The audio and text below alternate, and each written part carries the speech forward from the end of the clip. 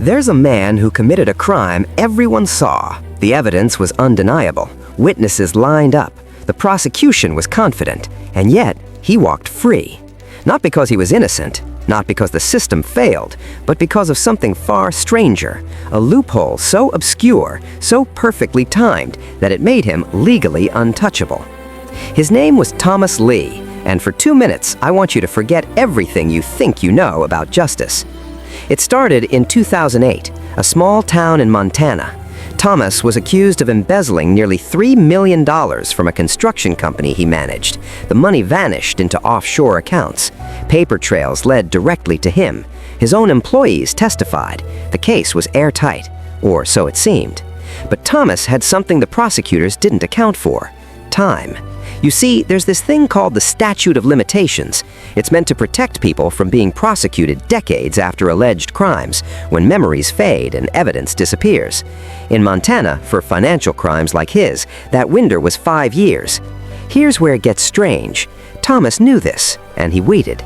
He filed motion after motion, delayed hearings, changed lawyers, requested continuances.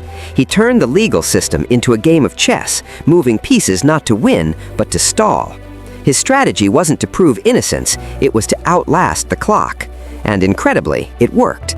By the time the trial was ready to proceed, 5 years and 8 days had passed since the alleged crime.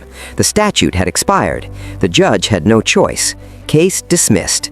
Thomas Lee walked out of that courtroom a free man. The money was never recovered. The victims were never compensated. But here's the part that should haunt us. He didn't exploit some error. He didn't find a technicality in how the law was written. He used the system exactly as it was designed, because sometimes justice isn't about truth, it's about timing.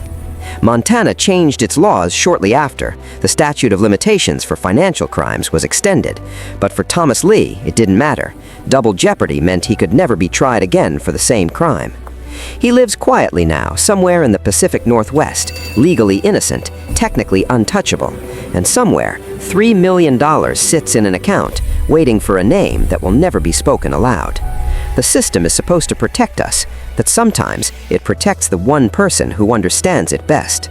And that might be the most terrifying loophole of all.